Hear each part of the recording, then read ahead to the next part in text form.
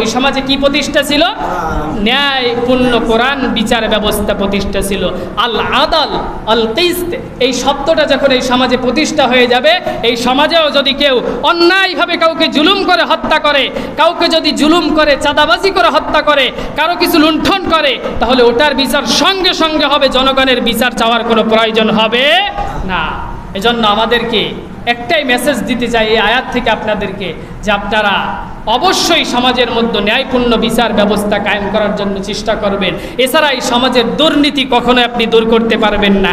আজ সোহাগ হত্যা হয়েছে, কাল অমুক হত্যা হবে, কাল তমুক হত্যা হবে, এরকম হত্যার পরে হত্যা, গুমের পরে গুম, জুলুমের পরে জুলুম, জেনার পরে জেনা, বেবিচারের বেবিচার হতেই থাকবে। আপনি কখনোই ঠেকাতে পারবেন না যতদিন পর্যন্ত এই সমাজে আপনি এরকম যোগ্য কাজী বিচারক না আনতে পারবেন, যোগ্য মতায়নকৃত শাসক আপনি না আনতে পারবেন। এই কোরআন যতদিন এই সমাজের সংসদে বিচার কার্যালয়ে আপনি মানুষের মতবিরোধ আইন সরিয়ে এটাকে না বসাতে পারবেন, ততদিন কখনোই বিচার ব্যবস্থা সুন্দর করা সম্ভব না। আর বিচার ব্যবস্থা সুন্দর না হলে সমাজের মানুষ কখনোই কশ্চিনকালে সমাধান হবে না এবং ভুল থেকে ফিরে আসবে না। এজন্য আল্লাহ রাব্বুল আলামিন আমাদের প্রত্যেকটা মানুষ, শুধু গাজীরঘাট নয়, পুরো বাংলাদেশের মানুষকে উত্তম বুঝ দান করুক এবং কোরআনী সমাজ এবং বিচার ব্যবস্থা ইনসাফপূর্ণ করার তৌফিক দান করুন। এমন যদি হতো আমার দেশের শাসক হতো ওমরেরই মতো, হতো আবু বকরের মতো। এমন যদি হতো আমার দেশের শাসক হতো ওমরেরই মতো, হতো আবু বকরের মতো। প্রজার দুঃখে তাদের চোখে আসতো না রে ঘুম, আমার দেশের মা বোনেরা লাঞ্ছিত হতো না, আমার দেশের কৃষক শ্রমিক বঞ্চিত হতো না। এমন যদি হতো আমার দেশের শাসক হতো ওমরেরই মতো, হতো আবু বকরের মতো। এমন শাসক আমরা চাই কি চাই না? এমন শাসক যদি আমাদের দেশে আসে, তাহলে প্রত্যেকটা মানুষ ইনসাফপূর্ণ বিচার পাবে, তাই না? এজন্য ইনসাফপূর্ণ ন্যায়পূর্ণ বিচার পাওয়ার জন্য যেখানে যতটুকু প্রয়োজন অতটুকু পাওয়ার জন্য শুধুমাত্র এমন শাসকই প্রয়োজন। এছাড়া এমন ইনসাফ এই বাংলার জমিনে কশ্চিনকালেও প্রতিষ্ঠা করা সম্ভব নয়।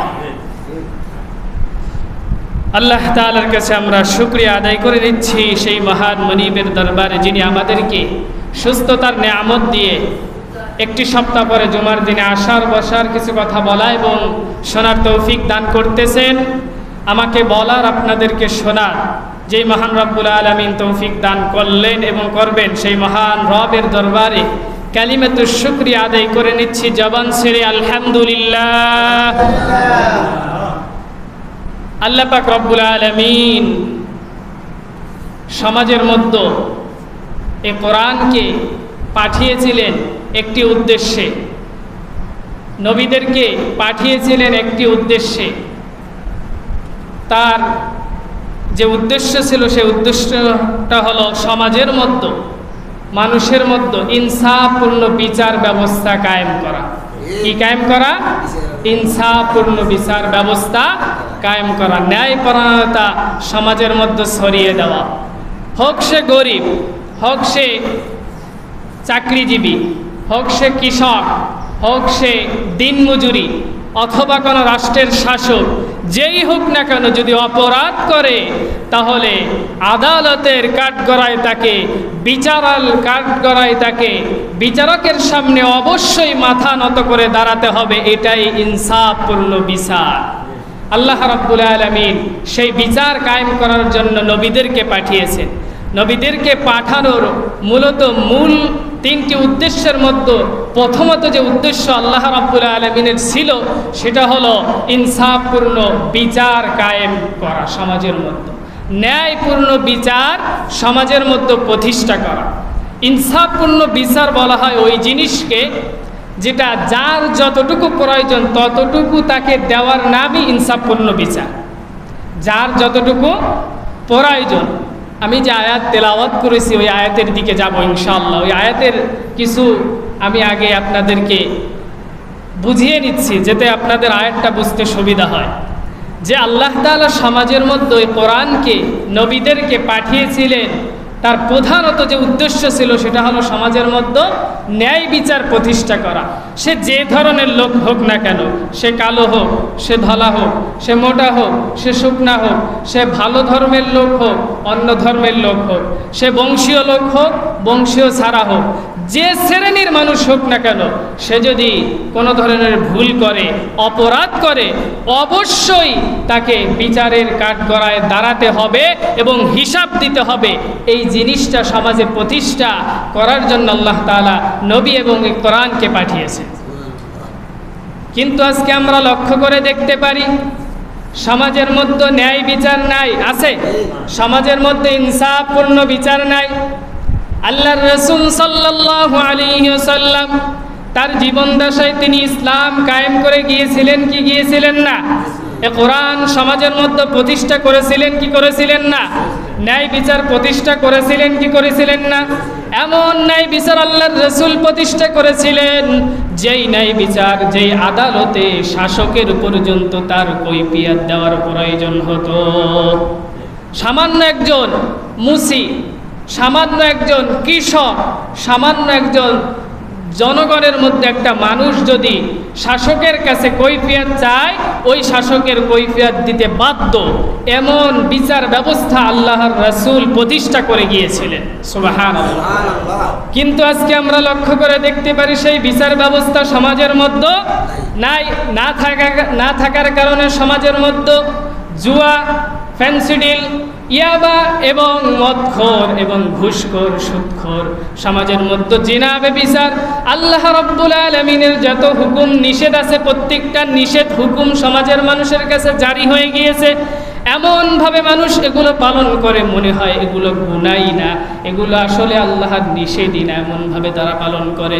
সমাজের মধ্যরাষ্ট্রের মধ্যে এমন ব্যবস্থা আছে যদি মদের লাইসেন্স থাকে তাহলে মদ পান করা তার জন্য কোনো ধরনের অবৈধতা নেই, আছে না? যদি লাইসেন্স থাকে তাহলে তাকে সরকার, রাষ্ট্র, প্রশাসন কিছুই বলবে না। যদি তারা ন্যায়ভাবে জিনার দিকে লিপ্ত হয়, ন্যায়ভাবে যদি জিনা করে, যদি তারা পতিতালায় গিয়ে তাদেরকে টাকা দিয়ে জিনায় লিপ্ত হয় তাহলে তাকে কোনো প্রশাসন ধরবে না। এরকম ব্যবস্থা বাংলাদেশে আছে কি নেই? কিন্তু এটাকে আল্লাহ নিষেধ করেছেন কি করেছেন না? আল্লাহ রাব্বুল আলামিন প্রত্যেকটা হুকুম কোরআনের মধ্য দিয়ে দিয়েছেন, কিন্তু প্রত্যেকটা হুকুমেরই বিরোধিতা একটা আইন সমাজের মধ্যে জারি হয়ে গিয়েছে।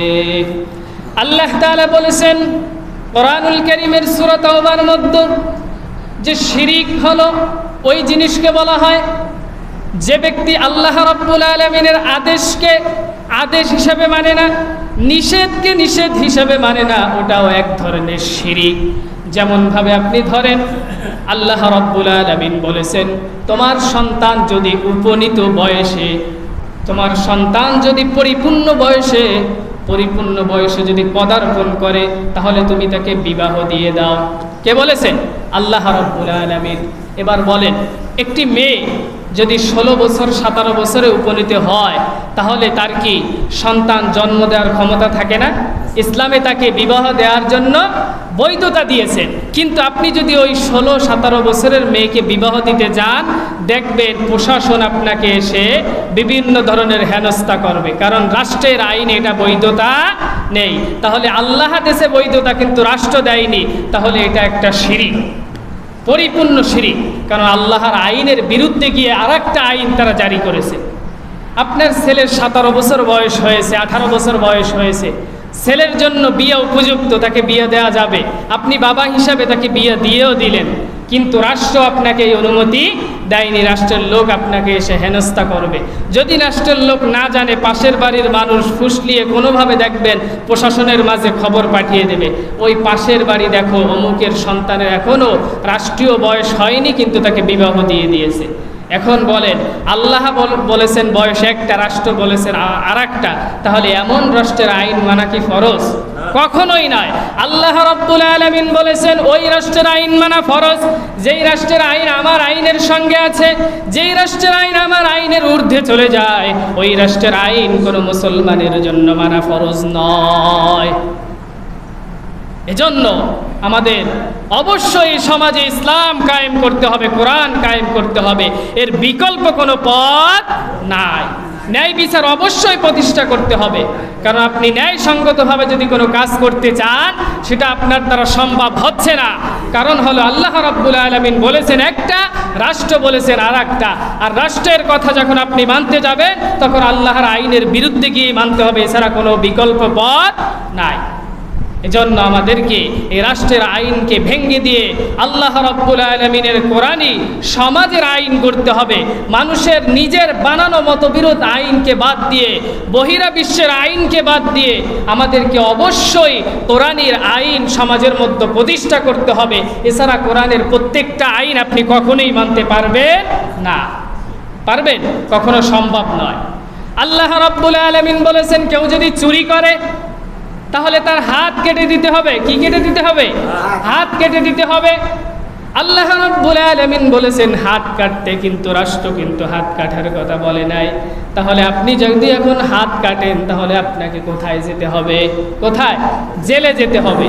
আপনাকে এই অপরাধের কারণে জেলে যেতে হবে। কিন্তু আপনি কার আইন মেনেছেন? আল্লাহর আইন মেনেছেন। তাহলে এই আইন কি আপনার পক্ষে মানা সম্ভব? যেহেতু রাষ্ট্রের কায়েম যদি না থাকে সম্ভব নয়।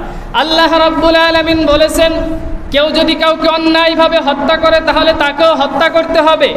আল্লাহ রাব্বুল আলামিন কোরআনুল কারীমের মধ্যে স্পষ্ট জানিয়ে দিয়েছেন চোখের বদলে চোখ, নাকের বদলে নাক, কানের বদলে কান, হাতের বদলে হাত, পায়ের বদলে পাও। প্রত্যেকটা জিনিসের বিপরীত এক একটা জিনিস তার অবশ্যই কাটতে হবে। যদি কেউ অন্যায়ভাবে কাউকে একটা চোখ তুলে নেয় তাহলে ইসলামের আইন হলো তার চোখকে উঠিয়ে নিতে হবে। কিন্তু এই আইন কি সমাজে জারি আছে? জারি নেই। আল্লাহ রাব্বুল আলামিন বলেছেন যদি কেউ ধর্ষণ করে, যদি কেউ জিনা ব্যভিচারে লিপ্ত হয়, যদি সে বিবাহিত থাকে তাহলে তাকে মাটির মধ্যে গেড়ে দিয়ে 100র মতো অধিকের বেশি পাথর মেরে তাকে দুনিয়া থেকে নিক্ষেপ করে দিতে হবে, তাকে মেরে ফেলতে হবে। কে বলেছেন? আল্লাহ রাব্বুল আলামিন বলেছেন তাকে পাথর মেরে, যদি বিবাহিত হয় তাহলে তাকে হত্যা করতে হবে। কার আইন? আল্লাহর আইন। এ সমাজে অহরহর জিনা হচ্ছে, নিজের সামনে, নিজের পাশের বাড়ি আমার চোখের সামনে জিনা হচ্ছে, কিন্তু আমি কথা বলার মতো ক্ষমতা রাখি না, কারণ রাষ্ট্রে আইন জারি নাই। যদি অবিবাহিত হয়, জিনা করে কোনো মেয়ে অথবা ছেলে, পুরুষ অথবা নারী যদি জিনা করে, যদি অবিবাহিত হয়, রাষ্ট্রের আইন কিন্তু এমন বৈধতা দেয়নি, কিন্তু আল্লাহ বৈধতা দিয়েছে তাকে অবশ্যই 100টা বেতের আঘাত করতে হবে। কয়টা বেতের আঘাত করতে হবে? 100টা বেতের আঘাত করতে হবে। আল্লাহ রাব্বুল আলামিন এরকম প্রত্যেকটা আইন কোরআনের মধ্যে সুন্দরভাবে জানিয়ে দিয়েছেন, কিন্তু এই সমাজের মধ্যে অধিকাংশ আইনই জারি নাই। আছে? নেই। এজন্য এই সমাজের মধ্যে যদি ন্যায় প্রতিষ্ঠা করতে না পারেন তাহলে অন্যায়ভাবে মানুষ গুম হবে, অন্যায়ভাবে হত্যা হবে, অন্যায়ভাবে চাঁদাবাজি হবে, অন্যায়ভাবে মানুষের উপর জুলুম হবে, অত্যাচার হবে, মানুষের টাকা পয়সা লুণ্ঠন করবে, নিজের টাকা দিয়ে ব্যবসা প্রতিষ্ঠান খুলে ব্যবসা করবেন, কিন্তু ওখানে গিয়ে কিছু সংখ্যক দলীয় লোক আপনার কাছে চাঁদা চাবে, চাঁদা না দিলে আপনাকে হত্যা করা হবে। এটা হলো রাষ্ট্রের, সমাজের মধ্যে একটা বিশৃঙ্খলা সৃষ্টি করে ফেলেছে। আর এই জিনিস আপনি যখনই বাধা দেবেন তখনই আপনি কি হয়ে যাবেন? রাষ্ট্রদ্রোহী হয়ে যাবেন, কারণ আপনি রাষ্ট্রের আইন মানতেছেন না। এইভাবে যদি চলে আর এমন মানুষটা যদি ক্ষমতার মসনদে বসে যায় তাহলে এই বাংলার জমিনটা আর সোনালী সমাজ থাকবে না। বাংলার জমিন আর কখনো মানুষ ন্যায় বিচার প্রতিষ্ঠা করতে পারবে না। কারণ আমরা বিগত দিনে জুমার মধ্যে বলেছি এই বাংলার জমিনে অসংখ্য মানুষ ক্ষমতায় এসেছে, যারাই এসেছে কেউ কিন্তু মুসলিম ছিল না। যারা এসেছে সবাই কি ছিল? মুসলিম ছিল। সবাই মুসলিম ছিল, কিন্তু কোনো শাসক এসে এই কোরআনকে সমাজের মধ্যে প্রতিষ্ঠা করতে পারে নাই? পারে নাই। কারণ সমাজের মধ্যে কোরআন প্রতিষ্ঠা করতে হলে সেই কোরআনের ন্যূনতম জ্ঞান তার মধ্যে থাকার প্রয়োজন আছে কি নেই? অবশ্যই আছে। এই কোরআনটা যে আল্লাহ কেন পাঠিয়েছেন সে যদি নাই বোঝে, তাহলে তো সে কখনো এটা নিয়ে চেষ্টা করবে না। তারা চেষ্টা করবে শুধুমাত্র মসজিদ আর ঘরের মধ্যে আবদ্ধ করে রাখার জন্য। কিন্তু এ কোরআন যদি আল্লাহর রসুলের মতো মদিনায় যেইভাবে আল্লাহর রসুল কোরআন দিয়ে সমাজ গঠন করেছিলেন, আদালত বিচার ব্যবস্থা কায়েম করেছিলেন, ওমর রাদিয়াল্লাহু তাআলা আনহু, উসমান রাদিয়াল্লাহু তাআলা আনহু, আবু বকর রাদিয়াল্লাহু তাআলা আনহু, উসমান রাদিয়াল্লাহু তাআলা আনহু, আলী রাদিয়াল্লাহু তাআলা আনহু যেইভাবে এই সমাজের মধ্যে ন্যায় প্রতিষ্ঠা করেছিলেন, যেইভাবে আদালত ব্যবস্থা কায়েম করেছিলেন, এমন আদালত ব্যবস্থা যদি কায়েম করা যায়, শাসক পর্যন্ত অন্যায় করতে ভয় পাবে, কারণ অবশ্যই তাকে বিচারকের কাছে গিয়ে কৈফিয়ত দিতে হবে, তাই না? এজন্য আল্লাহ রাব্বুল আলামিন আমার আজকের আয়াত, তেলাওয়াতকৃত আয়াতের মধ্যে 1 নম্বরে বলেছেন, সমাজের মধ্যে তোমরা ন্যায় বিচার প্রতিষ্ঠা করো। কি করো? ন্যায় বিচার প্রতিষ্ঠা করো।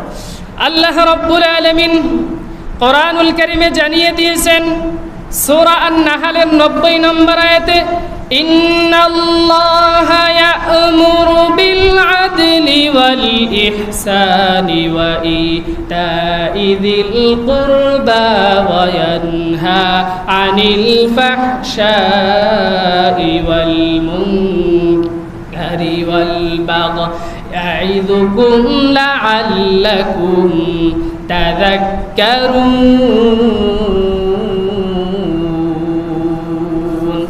আল্লাহ তাআলা আয়াতের মধ্যে 6টি বিষয় জানিয়েছেন। কয়টি বিষয়? 6টি বিষয়, 3টি আদেশ, 3টি নিষেধ। কি কি? 3টি আদেশ, 3টি নিষেধ আল্লাহ রাব্বুল আলামিন ছোট্ট একখানা আয়াতের মধ্যে জানিয়ে দিয়েছেন। হযরত ওসমান রাদিয়াল্লাহু তাআলা আনহু বলেছেন, যদিও আয়াতটা ছোট, কিন্তু আল্লাহ রাব্বুল আলামিন কোরআনুল কারীমের মুসলমানদের চলার জন্য পরিপূর্ণ শরিয়াত এই আয়াতের মধ্যে ঢুকিয়ে দিয়েছেন। যদি কোনো মুসলমান এই একটি আয়াত শুধুমাত্র তার জীবন দশায় বাস্তবায়ন করতে পারে, তাহলে আল্লাহ তাআলা হয়তো এই একটি আয়াতের উসিলায় তাকে জান্নাতে দিয়ে দিবে। আল্লাহ রাব্বুল আলামিন ছোট্ট একটি আয়াত, যেটি আমরা, আপনাদের হয়তো মনে থাকবে যে আমরা প্রতি জুমায় খুতবার শেষে একদম তেলাওয়াত করি, ইন্নাল্লাহা ইয়া'মুরু বিল আদলি ওয়াল ইহসান ওয়া ইতা'i যিল কুরবা ওয়া ইয়ানহা আনিল ফাহশাই ওয়াল মুনকারি ওয়াল বাগই ইয়া'iযুকুম লা'আল্লাকুম তাযাক্কারুন ফাযকুরুনি আযকুরুকুম ওয়াশকুরু লি ওয়া লা তাকফুরুন। এটা পড়লে আপনারা সবাই দাঁড়াই যান না? এই শেষ আয়াতটা আল্লাহ রাব্বুল আলামিন কত কথা জানিয়ে দিয়েছেন, যেটা যদি কোনো মুসলমান একবার পালন করতে পারে তার জীবন সুন্দর হয়ে যাবে। 3টি আদেশ এবং 3টি নিষেধ। আল্লাহ তাআলা বলতেছেন, ইন্নাল্লাহ, নিশ্চয়ই, ইয়া'মুরু বিল আদল, তোমরা সমাজের মধ্যে ন্যায় বিচার প্রতিষ্ঠা করো। কি বিচার প্রতিষ্ঠা করো? ন্যায় বিচার। আদল কি বলেছেন? সবাই বলেন আদল। আদল, আদল এই শব্দটা হলো আরবি শব্দ। আমরা যেটা ব্যবহার করি আদালত। কি ব্যবহার করি? আদালত। আদালতে মানুষ কাঠগড়ায় গিয়ে দাঁড়াতে হয় না, যে কোনো ভুল করলে মামলা হইলে আদালতে যাইতে হয় না, মামলা লড়তে হয় না, সে আদালত। আল্লাহ রাব্বুল আলামিন বলেছেন আদল, যে সমাজের মধ্যে তোমরা আদল প্রতিষ্ঠা করো, ন্যায় বিচার প্রতিষ্ঠা করো। কি প্রতিষ্ঠা করো? ন্যায় বিচার প্রতিষ্ঠা করো। এরপরে আল্লাহ রাব্বুল আলামিন বলেছেন তোমরা সৎ আচরণ করো। কি আচরণ করো? মানে ভালো আচরণ করো। যে কোনো বিষয় তোমরা মানুষের সঙ্গে ভালো আচরণ করো। কে বলেছেন? আল্লাহ রাব্বুল আলামিন বলেছেন 3 নম্বরে তোমরা আত্মীয় স্বজনকে দানের নির্দেশ দাও। কিসের নির্দেশ দিতে বলেছেন? দানের নির্দেশ। তাহলে নির্দেশ কয়টা দিলেন আল্লাহ? 3টা। একটা হলো সমাজে ন্যায় বিচার প্রতিষ্ঠা, 2 নম্বরে হলো সৎ আচরণ। কি আচরণ? সৎ আচরণ। 3 নম্বরে আল্লাহ রাব্বুল আলামিন বলেছেন আত্মীয় স্বজনকে তোমরা কিসের নির্দেশ দিতে বলেছেন? দানের নির্দেশ দিতে বলেছেন। এবার 3টে নিষেধ আল্লাহ রাব্বুল আলামিন কি বলেন শুনুন। আল্লাহ বলতেছেন তোমরা সমাজের মধ্যে অসৎ কর্ম, অশ্লীলতা করো না। কি করো না? অশ্লীলতা করো না। কি করো না? অশ্লীলতা করো না। তারপরে তোমরা মন্দ কাজের মধ্যে লিপ্ত হও না, অসৎ কর্মের মধ্যে লিপ্ত হও না। কে বলেছেন? আল্লাহ রাব্বুল আলামিন। 3 নম্বরে তোমরা সীমা লঙ্ঘন করো না। কি করো না? সীমা লঙ্ঘন করো না। সীমা লঙ্ঘন করা যাবে? আল্লাহ রাব্বুল আলামিনের হাবিব জানিয়ে দিয়েছেন কোন জাতি যদি সীমা লঙ্ঘন করে তাহলে আল্লাহ রাব্বুল আলামিন ওই জাতিকে ধ্বংস করে দেয়। ও আমার উম্মতরা শোনো, তোমরা এমন সীমা লঙ্ঘন করো না যাতে আল্লাহ রাব্বুল আলামিন তোমাদের উপর গজব নাজিল করতে বাধ্য হয়। মাঝে মাঝে দেখেন না সমাজে গজব নাজিল হয় না? আমরা 2021 সাল 22 সালে গজবের মধ্যে পড়েছিলাম, করোনা নামক গজব, মনে আছে? করোনার মধ্যে পতিত হয়েছিলাম না, ঘর থেকে বাহির হওয়া যাইতো না, শিক্ষা প্রতিষ্ঠান বন্ধ হয়ে গিয়েছিল, মাস্ক ছাড়া বাহির হওয়া যাইতো না, এরকম ব্যবস্থা হয়েছিল না? এরকম এক একটা গজব আল্লাহ তাআলা দিয়ে বান্দাদেরকে সতর্ক করেন। কারণ মুহাম্মদ আরবি সাল্লাল্লাহু আলাইহি ওয়াসাল্লাম বলে দিয়েছেন যে আল্লাহ রাব্বুল আলামিন আমার কাছে ওয়াদা করেছেন যে আমার উম্মতকে তিনি ধ্বংস করবেন না সমূলে, শুধুমাত্র আল্লাহ রাব্বুল আলামিন সতর্ক করবেন যাতে বান্দারা সীমালঙ্ঘন থেকে ফিরে আসে। যদি আল্লাহ রাব্বুল আলামিন তার নবীর কাছে ওয়াদা না করতো, আমার মনে হয় এই জাতিকে আল্লাহ তাআলা ধ্বংস করে দিত। কারণ এই জাতি যেভাবে আল্লাহর আইনের বিরুদ্ধে উঠে পড়ে লেগেছে, আল্লাহ রাব্বুল আলামিন পূর্বের জাতিদের মধ্যে জাতিকেও কি করে দিত? ধ্বংস করে দিত। আল্লাহর রাসূল বলেছেন, হে সাহাবাই কেরাম, তোমরা কি জানো আল্লাহ তাআলা পূর্বের জাতিদেরকে কেন ধ্বংস করেছেন? একটি কারণ, সেটা হলো তারা গরিবদের বিচার করত কিন্তু বড় লোকদের কখনো বিচার করত না।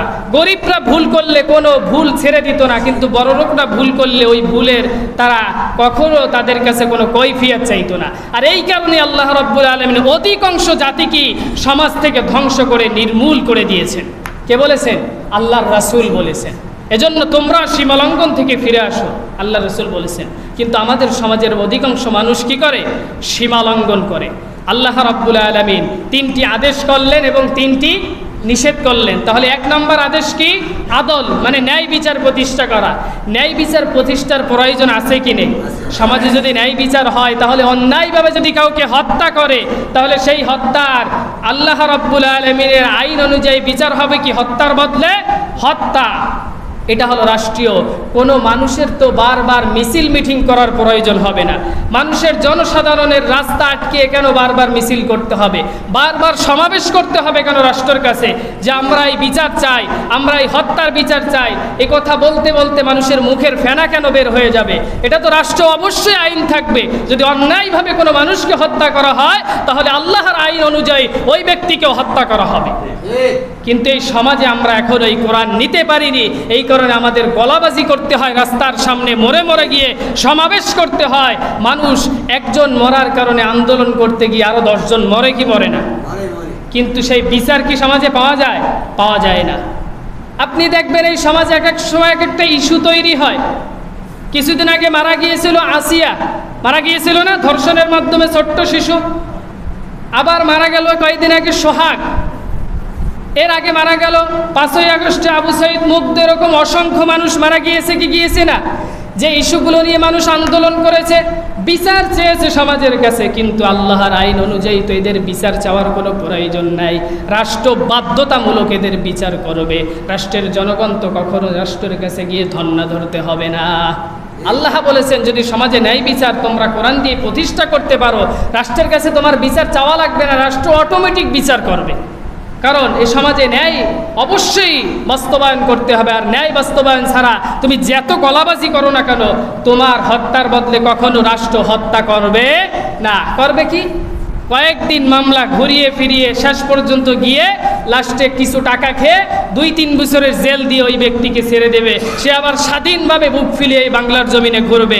কিছুদিন পরে আবার সে অপরাধ করবে, আবার গ্রেপ্তার হবে। কিন্তু আসলে সমাজের মানুষ কখন এর থেকে ফিরে আসতে পারবে না। কিন্তু যদি একটা হত্যার বদলে কোনো রাষ্ট্র যদি আবার ওই ব্যক্তিকে হত্যা করে, কিসাসের বদলে কিসাস হয়, যদি একটা জানের বদলে আর একটা জান রাষ্ট্র ফেলে দেয়, তাহলে মানুষ ভয় পেয়ে যাবে যে কাউকে হত্যা করা যাবে না অন্যায়ভাবে। কারণ যদি রাষ্ট্র জেনে যায় তাহলে আমাকেও তো হত্যা করবে, ঠিক কি না? যদি যারা চুরি করে তারা যদি জানে যে রাষ্ট্রে আইন আছে, চুরি করলে আমার হাত কেটে ফেলবে, আমি আর কোনো কাজ করতে পারবো না, তখন ওই ব্যক্তিকে আর চুরি করবে? করবে না। যদি রাষ্ট্র একটা মানুষের হাত কাটে, আমার বিশ্বাস হয় দেশের মধ্যে 10টা চোর অটোমেটিক ভালো হয়ে যাবে। ভালো হবে কি হবে না? এটা আমার কথা না, কোরআনের কথা। আল্লাহর রাসূল মদিনায় রাষ্ট্র গঠন করেছিলেন না? ভালো হয়েছিলেন কি হয়েছিলেন না মানুষ? কিন্তু আমাদের সমাজের চোর কি ঠিক হয় না কেন, ডাকাত ছিনতাইকারী ঠিক হয় না কেন? রাস্তায় কি আপনি সোনা পলিথিনের মধ্যে যেগুলো অলংকার মানুষ গায়ে পরে নারীরা, এই অলংকার কি সাদা পলিথিনের মধ্যে নিয়ে হেঁটে যেতে পারবেন? কখনো সম্ভব? বস্তার মধ্যে বস্তা, এরপরে আবার বস্তা, তারপরও হাত থেকে ছিনতাই হয়ে যায় কি যায় না? কারণ এই সমাজে এখনো ন্যায় বিচার প্রতিষ্ঠা হয়নি। ন্যায় বিচার যতদিন প্রতিষ্ঠা করতে না পারবেন ততদিন এই সমাজে কখনোই আপনি উন্মুক্তভাবে সমাজে চলতে পারবেন না। আল্লাহ রাব্বুল আলামিন জানিয়ে দিয়েছেন যে সমাজের মধ্যে তোমরা আল্লাহ তাআলা সকল ন্যায় বিচার প্রতিষ্ঠা করার জন্য নির্দেশ দিয়েছেন এবং আল্লাহ তাআলা বলেছেন আমি নিজেই ন্যায় বিচারের উপর প্রতিষ্ঠিত, আমি কখনো অন্যায়ভাবে কারো উপর জুলুম করি না। কে বলেছেন? আল্লাহ বলেছেন শাহিদাল্লাহু আন্নাহু লা ইলাহা ইল্লাহু ওয়াল মালাইকাতু ওয়া উলুল ইলমি কাইমান বিল কিসতি লা ইলাহা ইল্লা হুয়াল আজিজুল হাকিম। আল্লাহ রাব্বুল আলামিন সূরা আল ইমরানের 18 নম্বর আয়াতে জানিয়ে দিয়েছেন, আল্লাহ বলতেছেন আমি সাক্ষ্য দিচ্ছি। কে বলতেছেন? আল্লাহ বলতেছেন শাহিদ আল্লাহ, আমি সাক্ষ্য দিচ্ছি আন্নাহু লা ইলাহা ইল্লাহু, আল্লাহ ছাড়া কোনো মাবুদ নাই। আল্লাহ ছাড়া কোনো মাবুদ আছে? আল্লাহ ছাড়া কোনো মাবুদ নাই। ওয়াল মালাইকা, এবং ফেরেশতাগণ সাক্ষী দিচ্ছে, ওয়া উলুল ইলম, এবং জ্ঞানীবান ব্যক্তিরা সাক্ষী দিচ্ছেন। কারা সাক্ষী দিচ্ছেন? জ্ঞানীবান ব্যক্তিরা সাক্ষী দিচ্ছেন। কাইমান বিল কিসত, আল্লাহ অবশ্যই ন্যায়ের উপর প্রতিষ্ঠিত, আল্লাহর সকল কাজ অবশ্যই ন্যায়ের উপর প্রতিষ্ঠিত। কারা সাক্ষী দিয়েছেন? সর্বপ্রথম সাক্ষী দিয়েছেন আল্লাহ, তারপরে সাক্ষী দিয়েছেন ফেরেশতারা, এরপরে সাক্ষী দিয়েছেন জমিনের মধ্যে যারা জ্ঞানী ব্যক্তিরা। এই তিন দল যদি সাক্ষী দেয় তাহলে আর কোনো সাক্ষীর প্রয়োজন আছে? আল্লাহর সাক্ষীর উপর আর কোনো সাক্ষীর প্রয়োজন আছে? এরপরে আবার ফেরেশতারা যাদের কোনো গুনাহ নাই, এরপরে আবার জ্ঞানীবান ব্যক্তিরা সাক্ষী দিচ্ছেন যে আল্লাহ সব সময় সর্ব অবস্থায় ন্যায়ের উপর প্রতিষ্ঠিত, তার কোনো কাজ অন্যায়ভাবে হয় না। এটা কে বলেছেন? আল্লাহ রাব্বুল আলামিন বলেছেন। তাহলে সমাজের মধ্যে ন্যায় প্রতিষ্ঠা করার প্রয়োজন আছে কি নেই? অবশ্যই আছে। আল্লাহ তাআলা বলেন বিন্দু পরিমাণ জুলুম বা অন্যায় করেন না। কে করেন না? আল্লাহ তাআলা করেন না যে আমি বিন্দু পরিমাণ জুলুম বা অন্যায় করি না। আল্লাহ তাআলা বলেন ইন্নাল্লাহা লা ইয়াজলিমু মিসকালা যাররাতিন ওয়া ইন তাকু হাসানাতান ইউদাইফহা ওয়া ইউতি মিন লাদুনহু আজরান আযীমা। আল্লাহ তাআলা সূরা নিসার 40 নম্বর আয়াতে জানিয়ে দিয়েছেন নিশ্চয়ই আল্লাহ অনুপরিমাণ অত্যাচার অন্যায় জুলুম কারো প্রতি করে না। কি পরিমাণ? অনুপরিমাণ, অর্থাৎ যাররা পরিমাণ। আল্লাহ তাআলা বলতেছেন আমি অনুপরিমাণ জুলুম অত্যাচার কখনো করি না। তার প্রতিটি কাজ ন্যায় ভিত্তিক হয়, কখনো অন্যায় ভিত্তিক হয় না। কার কাজ? আল্লাহর কাজ। আল্লাহ তাআলা বলেন এবং যদি কেউ ওই অনুপরিমাণ সৎ কাজ করে এবং অনুপরিমাণ ভালো কাজ করে আমি রব নিজের পক্ষ থেকে তারে ওর প্রতিদান দিয়ে থাকি। কে বলেছেন?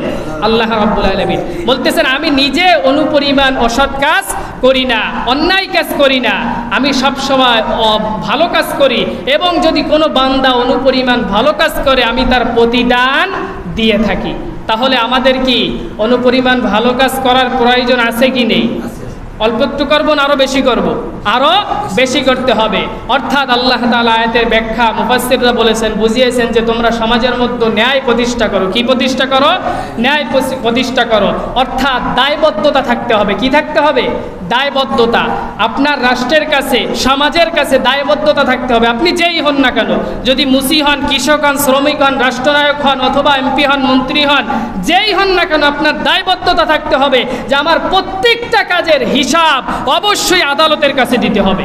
এরকম দায়বদ্ধতা যদি কোনো মানুষ ভিতরে আনতে পারে ওই রাষ্ট্রে কখনো অন্যায় হওয়া সম্ভব নয়। এটা কে বলেছেন? আল্লাহ রাব্বুল আলামিন বলেছেন। এজন্য অবশ্যই আল আদ, ন্যায় প্রতিষ্ঠা, ন্যায়পরায়ণতা এই সমাজে প্রতিষ্ঠা করতেই হবে। আল্লাহ তাআলা বলেন মানুষের মাঝে ন্যায় ভিত্তিক বিচার করুন। কে বলেছেন? আল্লাহ তাআলা ন্যায় ভিত্তিক বিচার তোমরা কায়েম করো। ইন্নাল্লাহা ইয়া'মুরু আন তু'আদ্দুল আমানাতি ইলা আহলিহা ওয়া ইযা হাকামতুম বাইনান নাসি আন তাহকুমু বিল আদলি ইন্নাল্লাহা নি'ম্মা ইয়া'iযুকুম বিহি ইন্নাল্লাহা কানা সামিআন বাসীরা। আল্লাহ তাআলা বলেন সূরা নিসার 58 নম্বর আয়াতে, নিশ্চয়ই আল্লাহ তোমাদেরকে নির্দেশ দিচ্ছেন যে আমানত ও তার মালিকের কাছে তোমরা প্রত্যাবর্তন করো। কি করো? যদি তোমাদের কাছে কেউ আমানত রাখে ওটা তার মালিকের কাছে প্রত্যাবর্তন করো। আমানত কখনো খেয়ানত করো না। কে বলেছেন? আল্লাহ রাব্বুল আলামিন বলেছেন, আর যখন তোমরা মানুষের মধ্যে বিচার কার্য করবে অবশ্যই তোমরা ইনসাফপূর্ণ ন্যায়পূর্ণ বিচার ব্যবস্থা কায়েম করবে, কখনো অন্যায়ভাবে মানুষের বিরুদ্ধে বিচার করবে না। কে বলেছেন? আল্লাহ রাব্বুল আলামিন। এই ন্যায়পূর্ণ বিচার কি সমাজের মধ্যে এক সময় প্রতিষ্ঠা ছিল কি ছিল না? ছিল না? ওই সমাজটা কি ভালো ছিল না খারাপ ছিল? জাহিলিয়াতের যুগের যেই সময় কালো অন্ধকার, সব মানুষ অন্যায়ের মধ্যে লিপিবদ্ধ ছিল, ওই সময়ের মধ্যে আল্লাহ রাব্বুল আলামিন তার হাবিবকে পাঠিয়ে দিয়ে ওই সমাজের মধ্যে মানুষকে বুঝ ব্যবস্থা দিয়ে তাদেরকে ভালো পথে এনেছিলেন এবং সমাজের মধ্যে আল্লাহর রাসূল কোরআন প্রতিষ্ঠা করেছিলেন না? কোরআন প্রতিষ্ঠা করে ক্ষান্ত হয়নি। আল্লাহর রাসূল সাল্লাল্লাহু আলাইহি ওয়াসাল্লাম সমাজের মধ্যে ন্যায়পূর্ণ এবং ইনসাফপূর্ণ বিচার ব্যবস্থা কায়েম করেছিলেন। কেমন বিচার ব্যবস্থা কায়েম করেছিলেন একটু লক্ষ্য করলে বুঝবেন। আল্লাহর রাসূল সাল্লাল্লাহু আলাইহি ওয়াসাল্লাম মদিনাতে যখন রাষ্ট্র গঠন করলেন, মদিনা রাষ্ট্র গঠন করার পরে কিছুদিন পরে আল্লাহর রাসূল সাল্লাল্লাহু আলাইহি ওয়াসাল্লাম মক্কা বিজয় করেছিলেন কি করেছিলেন না? মক্কা বিজয়ের পরে যখন মানুষ আস্তে আস্তে ইসলামের দিকে প্রত্যাবর্তন করলো, আল্লাহর রাসূল সাল্লাল্লাহু আলাইহি ওয়াসাল্লাম বিজয়ের পরপরই ওখানে ইনসাফপূর্ণ বিচার কোরআন দিয়ে কায়েম করেছিলেন। কি দিয়ে কায়েম করেছিলেন? কোরআন দিয়ে কায়েম করেছিলেন। বিচার ব্যবস্থা যখন কায়েম করলেন, কিছুদিনের মধ্যে বনু মাখজুম গোত্রের এক মহিলা চুরি করছিল। কি করেছিল? চুরি করে ধরা পড়েছে। চুরি করে ধরা পড়ার পরে আল্লাহর রাসূল সাল্লাল্লাহু আলাইহি ওয়াসাল্লামের বিচার ব্যবস্থার আদালতে তাকে দাঁড় করানো হলো। আল্লাহর রাসূল সাল্লাল্লাহু আলাইহি ওয়াসাল্লামের আদালতে যখন অপরাধীকে নিয়ে আসা হলো, আল্লাহর রাসূলের সামনে যখন অপরাধী চোরকে নিয়ে আসা হলো, সাহাবায়ে কেরাম পিছনে বলাবলি করতেছে যে কিছুদিন হলো মাত্র মক্কা বিজয় হয়েছে, মুশরিকরা কেবলমাত্র ইসলামের মধ্যে প্রবেশ করতেছে, এখনই যদি আল্লাহর রাসূল এই চোরের হাত কেটে দেয় তাহলে হয়তো মুশরিকদের মাঝে ভুল ধারণা পয়দা হতে পারে, তারা আবার ইসলাম থেকে দূরে সরে যেতে পারে, আবার তারা মুশরিক হয়ে যেতে পারে। তাহলে তোমাদের মধ্যে যে কোনো একজন গিয়ে আল্লাহর রাসূলকে বলো যে ইয়া রাসূলুল্লাহ, এবারের মতো যদি আপনি এই মহিলার হাতটা না কাটতেন তাহলে ভালো হতো, পরবর্তীতে আবার এই আইন আপনি জারি করতেন, কোনো সমস্যা হতো না। এবার সাহাবায়ে কেরাম চিন্তা করলেন কে এই কথা আল্লাহর রাসূলের কাছে বলবে। সবাই তো আল্লাহর রাসূলকে ভয় পায়, কারণ আল্লাহর আইনের বিরুদ্ধে আল্লাহর রাসূল কখনোই চলবে না। এবার সবাই চিন্তা করলেন আল্লাহর রাসূল অসংখ্য ভালোবাসেন যাকে, তিনি হলেন তার পালক পুত্র যায়েদ বিন হারিসের ছেলেকে ওসামাকে। কাকে? ওসামাকে তিনি নাতির মতো করে ভালোবাসেন।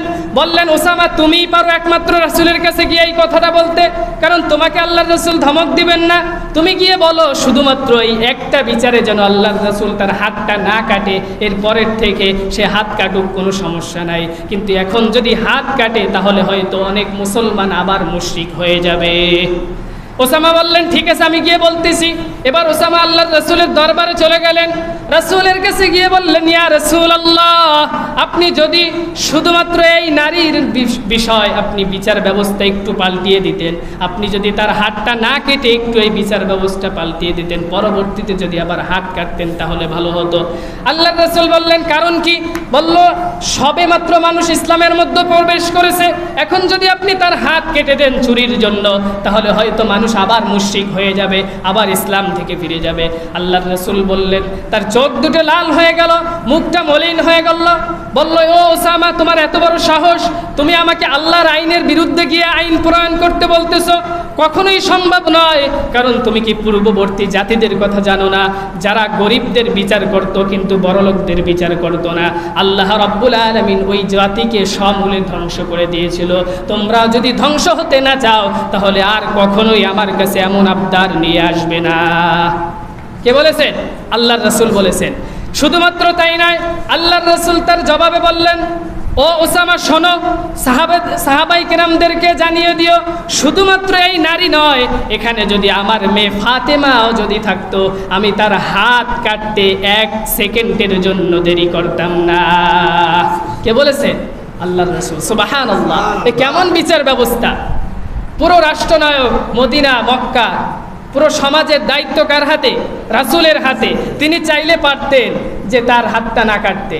তিনি বলতেছেন, যদি এখানে আমার মেয়ে ফাতেমা হতো, যে তার কলিজার টুকরা, সেও যদি হতো, তাহলে আমি তার জন্য 1 সেকেন্ডের জন্য দেরি করতাম না, আমিও তার হাত কেটে দিতাম। কারণ আদালতের কাছে কেউ কোনো ধরনের সম্পর্ক চেনে না, আদালত চেনে শুধুমাত্র প্রমাণ। যদি প্রমাণ সঠিক হয় তাহলে সে খালাস পাবে, এছাড়া খালাস পাওয়া সম্ভব নয়। এমন বিচার ব্যবস্থা যদি আমাদের সমাজে কায়েম করা যেত, তাহলে সমাজ কি অন্যায় থাকতো? জুলুম থাকতো? সমাজের মধ্যে জেনাবে বিচার থাকতো? আমাদের মেয়েরা কি রাস্তায় বের হলে ধর্ষিত হতো? সমাজে মেয়েরা কি বের হলে লাঞ্ছিত হতো? হতো না। কৃষক শ্রমিক বঞ্চিত হতো? হতো না। এজন্য আমাদেরকে অবশ্যই সমাজের মধ্যে কোরআন ভিত্তিক বিচার ব্যবস্থা, আদালত কায়েম করতেই হবে। এছাড়া এই সমাজে কখনো ন্যায় ইনসাফপূর্ণ বিচার কায়েম করা সম্ভব নয়। কারণ কশ্চিনকালেও মানুষের রচিত বিচার ব্যবস্থা দিয়ে এই সমাজে আপনি ন্যায় ইনসাফ প্রতিষ্ঠা করতে পারবেন না, পারবেন না, পারবেন না। কখনোই সম্ভব না। আপনি সোনার অক্ষর দিয়ে লিখে রাখেন, কখনোই সম্ভব নয়। কিন্তু একটি বিষয় সম্ভব, সেটা হলো এই কোরআন। কোরআন যদি আপনি আনতে পারেন তাহলেই সম্ভব, এছাড়া সম্ভব নয়। আল্লাহ তাআলা বলেন, অপরের সঙ্গে শত্রুতার কারণে তোমরা অন্যায়ভাবে বিচার করো না। বিচারকের ধরেন একজনের সাথে শত্রুতা আছে, এই কারণে সে যে তার প্রতি বিচার চাপিয়ে দিবে, এটা বিচারক পারবে না। আল্লাহ তাআলা বলেন, ইয়া আইয়ুহাল্লাযীনা আমানু কুনু কাওয়ামিনা লিল্লাহ শুহাদাআ বিল কিসতি ওয়ালা ইয়াজরিমান্নাকুম শানাআনু কওমিন আলা আল্লা তা'দিলু ই'দিলু হুয়া আকরাবু লিত্তাকওয়া। আল্লাহ তাআলা বলেন সূরা মায়েদার 8 নম্বর আয়াত, হে মুমিনগণ, আল্লাহর উদ্দেশ্যে ন্যায় সাক্ষাৎ দানের তোমরা অবিচল থাকবে এবং কোন সম্প্রদায়ের প্রতি তোমরা শত্রুতা মোতাবেক তোমরা তাদের প্রতি অন্যায়ভাবে বিচার ব্যবস্থা কায়েম করবে না। অন্যায়ভাবে তাদের প্রতি তোমরা জুলুম বর্জন করবে না, তাদের প্রতি কোনো ধরনের অত্যাচার করবে না। কে বলেছেন? তোমরা সমাজের মধ্যে সুবিচার প্রতিষ্ঠা করবে, আর এটাই একমাত্র তাকওয়ার প্রথম স্থান। কে বলেছেন? আল্লাহ রাব্বুল আলামিন। তোমরা সমাজের মধ্যে কারো শত্রুতা বশতে, কারো উপর তোমার ক্ষমতা আছে, তার প্রতি শত্রুতা, তুমি ক্ষমতার বলে তার উপর বিচার ব্যবস্থা কায়েম করলে, তার উপর বিচার চাপিয়ে দিলে, অন্যায় করেছে তুমি, কিন্তু অন্যায়টা অন্য একটা ব্যক্তির উপর চাপিয়ে দিলে, গরিব এক অসহায় ব্যক্তির উপর চাপিয়ে দিলে, অপবাদ তুমি না নিজের গায়ে না নিয়ে অন্য ব্যক্তির উপর চাপিয়ে দিলে, এটা কখনো করবে না। কে বলেছেন? আল্লাহ রাব্বুল আলামিন বলেছেন। এটা আল্লাহ রাব্বুল আলামিন করতে নিষেধ করেছেন, কারণ এই সমাজ কখনো অন্যায় ব্যবস্থা আল্লাহ রাব্বুল আলামিন চালু করতে বলেননি, কারণ আমি নিজেই ন্যায়ের উপর আছি, তোমরাও ন্যায়ের উপর থাকবে। কথা কার? আল্লাহ রাব্বুল আলামিন। আল্লাহ বলেন, এমনকি জালিমদের প্রতি জুলুম করব না আমি কখনোই। কি বলেছেন? জালিমদের প্রতিও আমি কখনো জুলুম করব না, তারা যতটুকু প্রাপ্য অতটুকুই আমি তার উপর দিব, কখনো অন্যায়ভাবে তাদের উপর আমি কোনো জুলুম চাপিয়ে দিব না। কে বলেছেন? আল্লাহ রাব্বুল আলামিন বলেছেন। মানুষের অধিকার প্রদান করার ক্ষেত্রে আল্লাহ রাব্বুল আলামিন বলেছেন, তোমরা কখনোই অন্যায় করো না। কে বলেছেন? আল্লাহ তাআলা বলেন, وَيَا قَوْمِ أَوْفُوا الْمِقْيَالَ وَالْمِيزَانَ بِالْقِسْطِ وَلَا تَبْخَسُوا النَّاسَ أَشْيَاءَهُمْ وَلَا تَعْثَوْا فِي الْأَرْضِ مُفْسِدِينَ। আল্লাহ তাআলা বলেন কোরআনুল কারীমের সূরা হুদের 85 নম্বর আয়াত, হে আমার সম্প্রদায়, তোমরা ন্যায়সঙ্গতভাবে মাপো এবং মানুষের ওজনে কখনো কম দিও না, লোকদের প্রতি তাদের প্রাপ্য তাদেরকে দাও, তোমরা সমাজের মধ্যে ন্যায়পূর্ণ ইনসাফপূর্ণ বিচার ব্যবস্থা কায়েম করো। আল্লাহ রাব্বুল আলামিন সমাজে ন্যায়পূর্ণ এবং ইনসাফপূর্ণ কি করতে বলেছেন? বিচার ব্যবস্থা কায়েম করতে বলেছেন। দুইটা শব্দ ব্যবহার করেছেন, একটা হলো আদাল আর একটা হলো বিল কিসত। কিসত, এই দুইটা শব্দ আল্লাহ রাব্বুল আলামিন আদালতের ক্ষেত্রে ব্যবহার করেছেন। এই তোমরা যদি এই শব্দ দুইটা সমাজের মধ্যে কায়েম করতে পারো, সমাজের 90% মানুষ অটোমেটিক ভালো হয়ে যাবে, তাদেরকে ভালো হতে আর বলা লাগবে না। কারণ এ নজির আমরা দেখেছিলাম মুহাম্মদ আরবি সাল্লাল্লাহু আলাইহি ওয়াসাল্লামের মদিনা রাষ্ট্র গঠনে, দেখেছিলাম কি দেখেছিলাম না? আমরা হাদিসের মধ্যে তার সিরাতের মধ্যে পড়েছি কি পড়ি নাই, আলেমদের মাঝে শুনেছি কি শুনি নাই। আপনি যদি রাসূলের সিরাত একটু পড়েন, তার জীবনী যদি একটু পড়েন, তাহলে অধিকাংশ জায়গায় পদে পদে রাসূলের ন্যায় বিচার আপনি দেখতে পাবেন। দেখতে পাবেন কি পাবেন না? শুধুমাত্র তিনি নয়, রাসূলের একটা ঘটনা বলেছি, বনু মাকজুম গোত্রের এক মহিলার বিষয়। রাসূলের সাহাবীরা কি করেছেন শুনুন। ওমর রাদিয়াল্লাহু তাআলা আনহু, তিনি এক ব্যক্তির কাছে, তিনি যখন অর্ধজাহানের প্রেসিডেন্ট, একটু লক্ষ্য করবেন, পুরো অর্ধজাহানের পৃথিবীর অর্ধেকের প্রেসিডেন্ট, তিনি এক ব্যক্তির কাছ থেকে একটা উট ক্রয় করেছেন। কি ক্রয় করেছেন? ভালো একটা উট, কোনো ধরনের সমস্যা নাই উটটার মধ্যে, তিনি ক্রয় করে নিয়ে গিয়েছেন। কিন্তু বাড়িতে যাওয়ার পরে উটটা অসুস্থ হয়ে পড়েছেন। কি হয়ে পড়েছেন? অসুস্থ হয়ে পড়ে যাওয়ার কারণে ওমর রাদিয়াল্লাহু তাআলা আনহু আবার ওই ব্যক্তির কাছে ফিরে গিয়েছেন, যে বলতেছে তোমার এই উট আমি নেব না, কারণ তোমার উট অসুস্থ। কাকে বলতেছেন? ওই যে বিক্রি করেছেন তার কাছে, তাকে বলতেছেন তোমার উট আমি নেব না, কারণ তোমার উটটা অসুস্থ। ওমর রাদিয়াল্লাহু তাআলা আনহু যখন এই কথা বললেন, তিনি বললেন আপনি তো আমার কাছ থেকে সুস্থ উট নিয়েছেন, আমি এটা এখন কেন ফেরত নেব? এটা ফেরত নেওয়া যাবে না। বললেন এটা কেমন বিষয়, এটা ফেরত নিতে হবে। বললেন তাহলে চলেন আদালতে চলেন, বিচারকের কাছে চলেন, বিচারক যে রায় দেবে সেটা আমি মেনে নিব। কারণ ওই জায়গায় বিচারক কখনো দেখে না যে কে প্রেসিডেন্ট আর কে মুসি, কে কৃষক আর কে মন্ত্রী, এটা দেখে? এটা দেখে না। শোয়েব নামক এক কাজী ওখানে উপস্থিত ছিল, মানে বিচারকদেরকে কাজী বলতেন আগের দিনে। এই কাজী যখন ওখানে বিচারকের কার্যালয়ে উপস্থিত, তার কাছে বললেন আমার কাছ থেকে ভালো একটা উট ক্রয় করেছে প্রেসিডেন্ট। তিনি যখন আমার কাছ থেকে ভালো উট ক্রয় করে বাড়িতে নিয়ে গিয়েছেন, অসুস্থতা হওয়ার কারণে আবার ফিরিয়ে দিতে চাচ্ছেন। এবার বিচারক বলতেছে, ও প্রেসিডেন্ট, আপনি তো আমারই বেতন দিয়ে থাকেন, আপনি তো আমাদেরই খলিফা, আপনি কি তার কাছ থেকে উটটা ভালো নিয়েছিলেন কি নিয়েছিলেন না? এবার ওমর রাদিয়াল্লাহু তাআলা আনহু বলতেছেন, হ্যাঁ আমি তার কাছ থেকে সুস্থ উট নিয়েছিলাম, কিন্তু বাড়িতে যাওয়ার পরে উটটা অসুস্থ হয়ে পড়েছে, এজন্য আমি তাকে ফিরিয়ে দিতে চাই। বিচারক এবার বলতেছে, কখনোই সম্ভব নয়, আপনি যেহেতু তার কাছ থেকে ভালো উট নিয়েছেন, এই উট আর ফেরত দেওয়া যাবে না, আপনার পক্ষে আমি রায় দিতে পারবো না, রায় ওই বিক্রেতার পক্ষে আমি দিয়ে দিলাম। সুবহানাল্লাহ। অর্ধজাহানের প্রেসিডেন্ট, তার রাখা একজন বিচারক, তার রাখা একজন কাজীর সামনে গিয়ে বসেছেন বিচারের জন্য, এবং প্রেসিডেন্টের সামনে কাজী রায় দিচ্ছেন যে আপনার পক্ষে আমি রায় দিতে পারবো না, কারণ আপনি ন্যায়সঙ্গত নয়, ন্যায়সঙ্গত হলো ওই ব্যক্তি, এজন্য তাকে আমি রায় দিয়ে দিলাম। প্রেসিডেন্টও কেমন প্রেসিডেন্ট, তিনি কিন্তু কোনো ধরনের প্রতিবাদ করেন নাই, তিনি বিচার মেনে আস্তে করে বের হয়ে গিয়েছেন। বের হয়ে গিয়ে পরের দিন যখন তিনি যার অফিসে বসলেন, তার কার্যালয়ে বসলেন, ওমর রাদিয়াল্লাহু তাআলা আনহু তার সৈন্যদেরকে বললেন, যাও ওই বিচারককে নিয়ে আসো, ওই বিচারককে নিয়ে আসো, অমুক গ্রামে একজন বিচারক আছে, তাকে এনে তোমরা জজ কোর্টের বিচারক বানিয়ে দাও, মানে হাইকোর্ট প্রধান যে বিচারক যে কার্যালয় ছিল ওখানের বিচার ব্যবস্থায় তাকে বসিয়ে দাও, কারণ তার মধ্যে আমি দেখেছি ইনসাফপূর্ণ বিচার ব্যবস্থা তার মধ্যে আছে। সে কখনো রাষ্ট্রনায়ক দেখে না, সে কখনো মুসি দেখে না, সে কখনো কৃষক দেখে না, যার পক্ষে রায় যাবে তাকেই রায় দেয়। অর্থাৎ বোঝা গেল এমন বিচারকই আমার প্রধান কার্যালয় প্রয়োজন, তাকে প্রধান কার্যালয়ের দায়িত্ব দিয়ে দিলাম। কিন্তু আমার দেশের যদি কোনো প্রেসিডেন্টের বিরুদ্ধে কোনো বিচারক এরকম রায় দেয়, ওই প্রেসিডেন্ট আর দেশে থাকতে পারবে না, তাকে হিজরত করে অন্য দেশে চলে যেতে হবে। প্রেসিডেন্ট তো দূরের কথা, সামান্য মেম্বারের বিরুদ্ধেই তো রায় দেওয়া যায় না, মেম্বারের বিরুদ্ধে যদি রায় দেয়, বিচারকের অবস্থা 14 গোষ্ঠী ধরে তার ব্যবস্থা করে ফেলায়। এই হলো সমাজের অবস্থা। শুধুমাত্র তাই নয়, ওমর রাদিয়াল্লাহু তাআলা আনহুর জামানায় এমন বিচার ব্যবস্থা ছিল, এই জন্য সমাজের প্রত্যেকটা মানুষ কখনো অন্যায় করে নাই, সব সময় নিজেকে দায়বদ্ধতা রেখেছেন যে অবশ্যই আমাকে রাষ্ট্রের কাছে হিসাব দিতে হবে। আলী রাদিয়াল্লাহু তাআলা আনহু তার বর্ম হারিয়ে গিয়েছেন, গায়ের পোশাক হারিয়ে গিয়েছেন, পোশাক হারিয়ে যাওয়ার কারণে আর একটা পোশাক প্রয়োজন, বাজারে কিনতে গিয়েছেন। বাজারে কিনতে গিয়ে দেখেন তার ওই পোশাকটা আর একজন বিক্রি করতেছেন। এবার আলী রাদিয়াল্লাহু তাআলা আনহু বললেন যে তুমি এই পোশাকটা কোথায় পেলে? এই পোশাকটা তো আমার, এই পোশাকটা আমাকে দিয়ে দাও। বলল না, কখনোই সম্ভব না, এটা আমি বিক্রি করতে এনেছি। বলল এটা আমার পোশাক। বলল তুমি সাক্ষী দেখাও। বলতেছে সাক্ষী তো দেখানো আমার কাছে এই মুহূর্তে সম্ভব না। তাহলে চলো বিচারকের কাছে চলো, বিচারক যা বলবে এই রায় হবে। আলী রাদিয়াল্লাহু তাআলা আনহু এবং ওই পোশাক বিক্রেতা চলে গেলেন ওই সেই সোয়াইব কাজীর কাছে। তিনি 60 বছর পর্যন্ত বিচারক ছিলেন। কয় বছর? 60 বছর। 60 বছর পর্যন্ত বিচারকের দায়িত্ব তিনি পালন করেছেন।